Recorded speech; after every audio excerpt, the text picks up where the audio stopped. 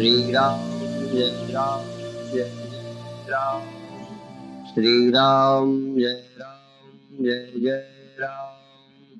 सच्चिदानंद भगवान की, सनातन धर्म की। सबकी भावना का ख्याल रखे, उसी का नाम कुटुंब है, घर है, परिवार है।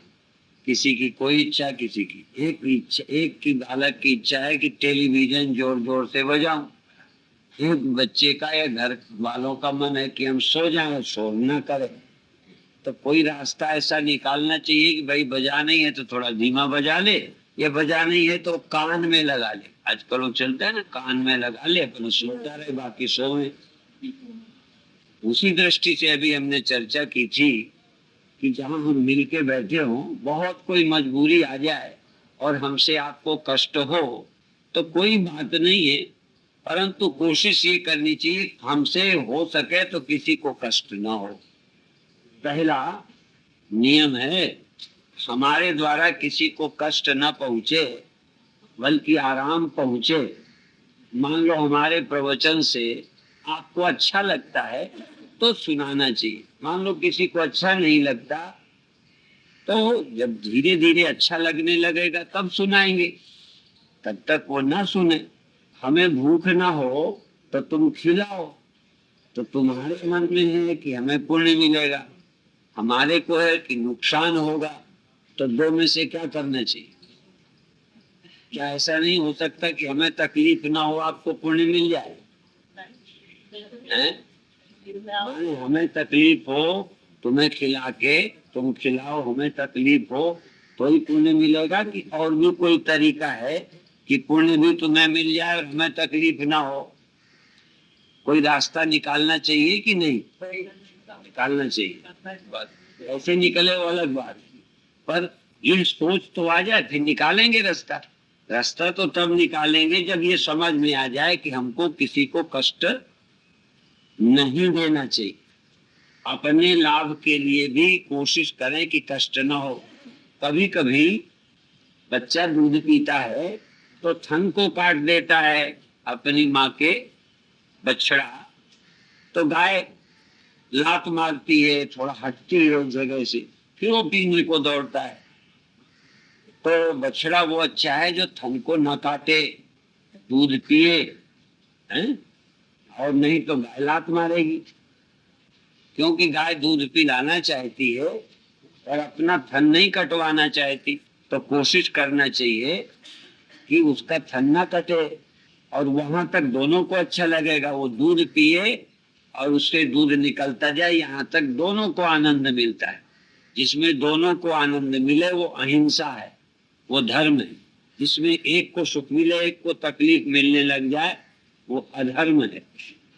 चाहे खाने में हो, चाहे पति पत्नी के संबंधों में हो, पिता पुत्र में हो, गुरु चेले में हो, राजा प्रजा में हो, भाई बंधुओं में हो। समझ में? आप श्रद्धा से चढ़ाएं, हम श्रद्धा से लें, यहाँ तक आनंद है। तुम देना ना चाहो इतना दो, आप मुंह दुखी करके दो, तो समझ में आई? तो किसी भी जगह इस बात का ध्यान रखना। उसी दृष्टि से आज अभी पहले हमने बात कही कि भाई संतों को यदि आराम करना हो तो करें, बैठना हो तो बैठें, और जो सुनाना है उनका समय लें, जिन्हें नहीं सुनाना सेवा करके छुट्टी दे दे, आराम करेंगे। उनको यदि आराम की छुट्टी दे दें तो मुझे लगता है मैंने बहुत पुण्य किया, मुझे लगता है मैंने पुण्य किया। अब आपको सुना है, सुनिए। ये घर के लिए भी है, इसलिए मैंने कहा कि घर में भी ये बातें ध्यान में रहे तो घर स्वर्ग बन जाए।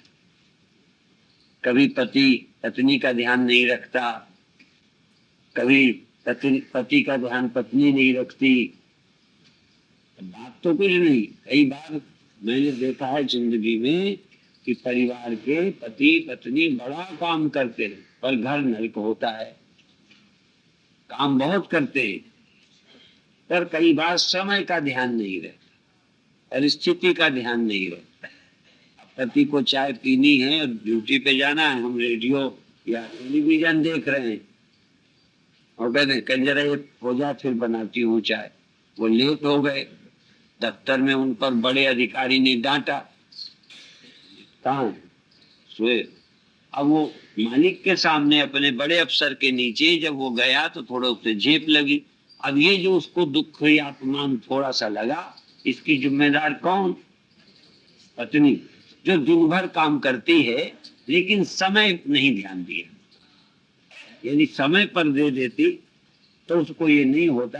तो सवाल, काम तो करता है व्यक्ति, कई बार समय पे नहीं करता। समय, इसीलिए समय चूंकि पुनि का प्रस्थान है, आवर साजब रसी सुखाने। तो जो काम जिस समय करना है कर दे तो थोड़े में आदमी खुश हो जाता है। अब मान लो तुम मुझे खिलाना चाहते हो, खाना भी है, होता है रोज, हम लोगों के साथ रोज होता है। अब हमको जाना था किसी समय, तो अब वो जिस बस से जाके हम टाइम पे पहुंचते, आपने भोजन कराया, प्रेम से खिलाया, यदि आधा घंटे 20 मिनट पहले खिला देते तो हमारी गाड़ी नहीं चलती। अब गाड़ी चूक गई, अब दूसरी गाड़ी पकड़ी, टाइम पे लेट पहुंचे तो खुशी नहीं रहे। तुम्हारा भोजन करके भी रास्ते भर आपके प्रति अच्छा भाव न बन के बना, ऐसा न करती, जल्दी कर देती तो आज हमें क्यों लेट होते, वहां लेट पहुंचे। वो तब खुश हो रहा है कि दुखी हो रहा है वो? तो दुखी आदमी आशीर्वाद देता है। वो एक प्रश्न मैं पूछता हूँ, दुखी आदमी के मन से आशीर्वाद निकलता है क्या? अब खुशी में आशीर्वाद कोई निकलाना पड़ता है तो निकलता है। इसलिए जब यजमान यज्ञ करते हैं तो दक्षिणा देने के बाद, हाँ दक्षिणा, यज्ञ करा के जब दक्षिणा हाथ में दिखा दी जाती है तब उनसे कहलवाते हैं आचार्य। आचार्य और साथी पंडितों से कहलाते हैं प्रसन्नोष्मी। और वो कहलाते हैं, होते हैं कि नहीं होते भगवान जाने। परंतु यज्ञ का साफल्य इसी में है कि ब्राह्मण खुश हो। प्रसन्नोष्मी प्रसन्नोष्मी प्रसन्नोष्मी, हम बहुत प्रसन्न। समझ में? उसका अभिप्राय है खाने वाला जाने वाला, अब हम लेट हो रहे हैं तो प्रसन्न नहीं है। तो जिसको खिलाया वो प्रसन्न क्यों नहीं? जिसको इतना प्यार किया वो क्यों नहीं प्रसन्न हो पाया? कहीं ना कहीं तुमने उसे देखा नहीं। जिसको प्रसन्न करने के लिए किया है वो प्रसन्न नहीं हुआ, क्योंकि शायद अपनी प्रसन्नता का ख्याल तो रहा, उसकी प्रसन्नता का ख्याल नहीं रहा। और ये बहुत कम लोगों में होता है, ज्यादा तथा कथित भक्तों में तो होता ही नहीं। जो अपने को भगत कहते हैं उनमें तो ये सोच होती ही नहीं। प्रणाम तक में इनको तकलीफ ना हो जाए, प्रणाम भी करना है, मेरा दिल भी करता है तो ऐसे प्रणाम करूं कि इनको दिक्कत भी नहीं हो। हैं? ऐसे हाथ जोड़े प्रणाम किए, सिर दूर रख लिया, सिर रख के प्रणाम कर लिया, हमें बहुत तृप्ति मिली और उनको चलने में बाधा नहीं डाली। और आगे से जाके नहीं, कई बार भीड़ हो तो साइडों से लोग ऐसे ऐसे भी करते जाएं, बगलों में खड़े तो भी चलेगा। अब एकदम हम जा रहे हैं जल्दी गाड़ी पकड़ के, भगना आगे से आके प्रणाम किया ऐसे, और आगे अब वो निकलना बंद। और एक ने रोका तो समझो 10 तक तब तक आ गए। अब समझो संत का निकलना मुश्किल है। तो मेरा मतलब ये नहीं है कि बड़ी गलती होती है, असल में गलती करने वाले गलती ही किया करते हैं। प्रणाम में भी, खिलाने में भी, भाषण में भी, चलने फिरने में भी, हाँ सोने जगने में भी। और समझदार हर जगह वैसे ही करता है, जिससे चाहे खिलाएगा तो दया होगी, प्रणाम करेगा तो कष्ट नहीं देगा, प्रवचन सुनेगा तो कष्ट नहीं देगा, सुनाएगा तो कष्ट नहीं देगा, और सोएगा सुलाएगा तो कष्ट नहीं देगा। ये एक छोटी सी बात है, दूसरे को सुख पहुंचाना, अपने आनंद में, अपने आनंद के साथ भी दूसरे को सुखी करना। पति पत्नी का रिश्ता क्या है? आनंद लेना, लेकिन आनंद दे के।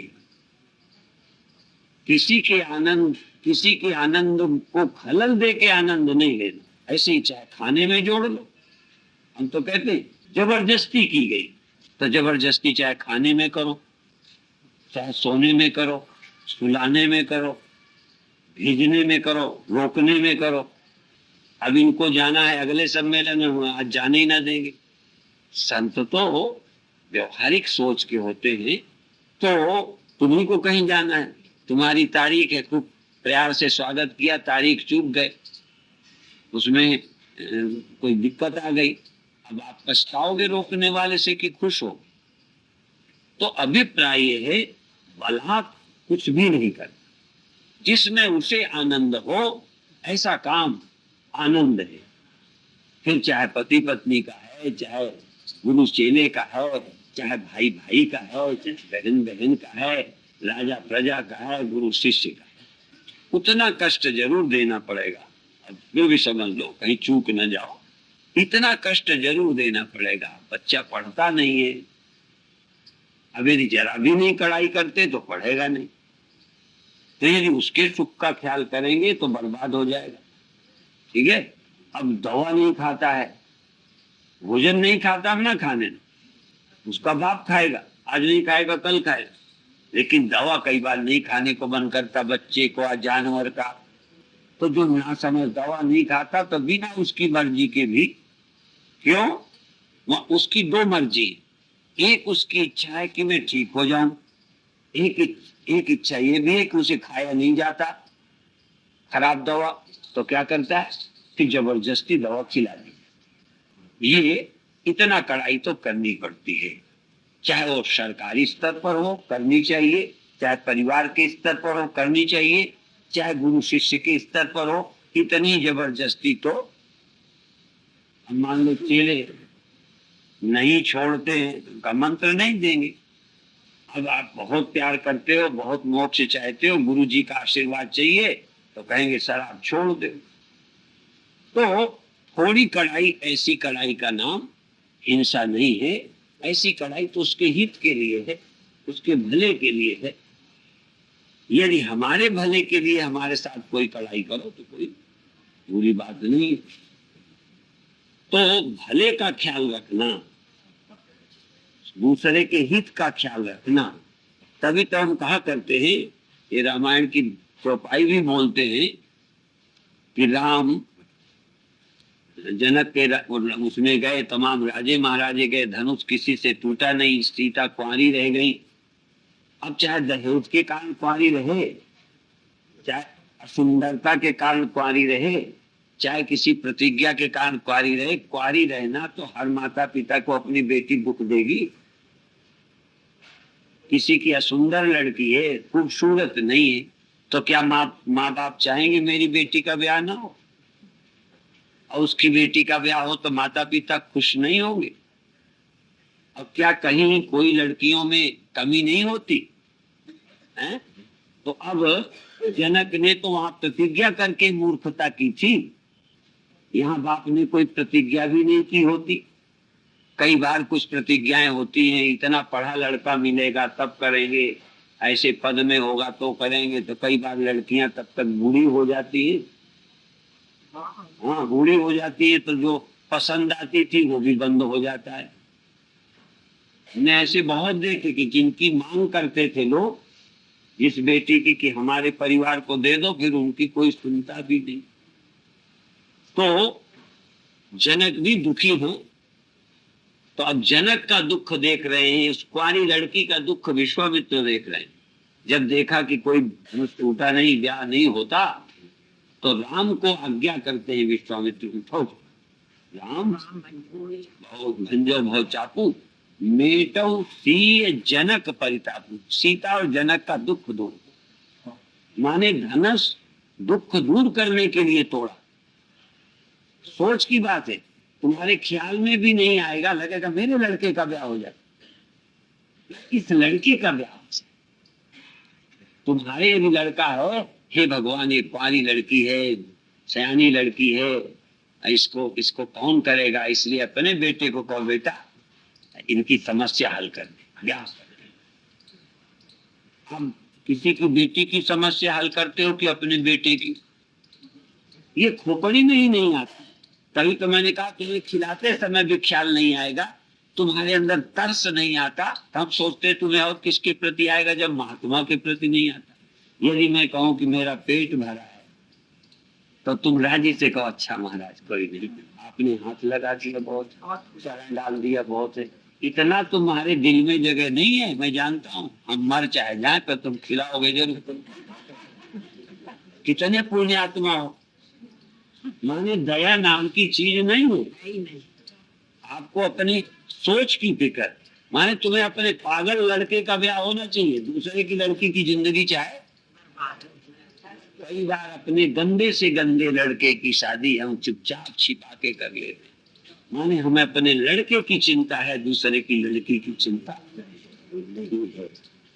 इसका मतलब क्या है, हमारे पास वो दिल नहीं है जिससे दूसरे का दुख भी देखा जाए। और संत कौन होता है, पर दुख दो ही सो संत पुनीता, संत तो वह जो दूसरे का दुख देखता है, अपना सुख नहीं दूसरे का। संत सहाई दुख पर हित लागी, संत थोड़ा दुख उठाने को तैयार है दूसरे के हित के लिए। अब यहाँ पर भी समझ लो, यदि तुम्हारा भला होता हो मेरी तकलीफ से तो मुझे उठानी चाहिए, परंतु तुम्हारा भला भी नहीं मुझे तकलीफ हो तो बहुत गड़बड़ है। वो लोग कहते हैं, एक मिनट, लोग कहते हैं कि मुर्गी जान से गई और खाने वाले को स्वाद नहीं आया। लो भाई, उसकी जान काहे के लिए, जब स्वाद नहीं आया, कम से कम स्वाद ही आ जाता तो चलो मुर्गी की जान जाना भी ठीक था। अब ठीक बिना ये कह दें कि बहुत प्रसन्नता हुई, ये बढ़िया हाल बन गया, यहाँ बैठ के सुना करोगे।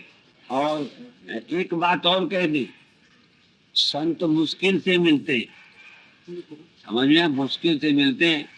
तुम आजकल दे लेके भी रखना चाहो तो संत बंध के नहीं रहते, और एक संत का खूंटा यहाँ है, बंधे हुए हैं, दूध देते हैं। हाँ, तुम्हारे ऐसे संत महात्मा चाहने पर भी मुश्किल होता है, आजकल कौन बंध के रहना चाहता है। तो महाराज जी की कृपा है, आप लोगों पर सत्संग मिलता है, कुछ और मिलता है, तो आप सुना करो। बाकी वेदांत तो अभी चल ही रहा, उधर सुना देंगे। सच्चिदानंद भगवान।